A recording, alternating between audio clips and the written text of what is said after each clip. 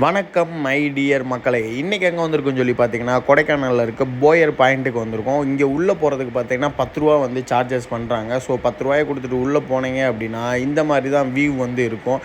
பார்க்குறதுக்கே பார்த்தீங்கன்னா ரொம்ப அமைதியாக ரொம்ப கூலாக இருக்கும். என்னடா கூட்டமே இல்லை அப்படின்னா, நாங்கள் நார்மல் டேஸில் வந்திருக்கோம். நீங்கள் வீக்கெண்டு ஹாலிடேஸ்லாம் போனீங்கன்னா பயங்கர க்ரௌடாகவும் இருக்கும், கிளைமேட்டும் வேறு லெவலில் இருக்கும். அதுக்கப்புறம் உள்ள என்ட்ரன்ஸ்லேயே பார்த்தீங்கன்னா ஒரு பிரம்மாண்டமான காட்டெருமைக்கு செலை வச்சுருப்பாங்க. அதுக்கப்புறம் இதுதான் பார்த்தீங்கன்னா போயர் பாயிண்ட்டு.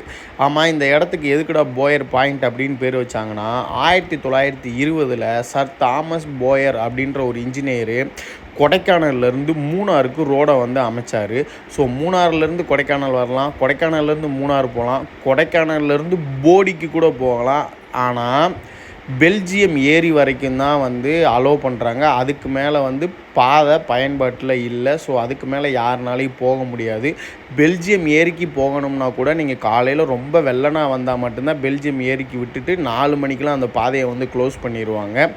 வரலாற்று சிறப்புமிக்க இந்த பாதையை அமைச்சனால தான் இந்த இடத்துக்கு அவரோட பேரை வச்சுருக்காங்க. போயர் பாயிண்ட்டை நீங்கள் பார்த்துட்டீங்க, எப்படி இருக்குன்னு பார்த்தீங்கன்னா, இன்றைக்கி வந்து கிளைமேட்டு நார்மலாக இருந்துச்சு, கூட்டமும் கம்மியாக இருந்துச்சு. ஸோ சூப்பராக சுற்றி பார்த்தோம். இந்த போயர் பாயிண்ட்லேருந்து நம்ம தேனி மாவட்டமே சூப்பராக அருமையாக தெரிஞ்சிச்சு. உள்ளே வரதுக்கு வெறும் 10 ரூபா தான். ஸோ பார்த்தீங்கன்னா செம்மையாக இருக்குது. இந்த பக்கமாக வந்தீங்கன்னா மறக்காமல் ட்ரை பண்ணுங்கள். அதுக்கு முன்னாடி நம்ம சேனலை ஃபாலோ பண்ணிக்கோங்க.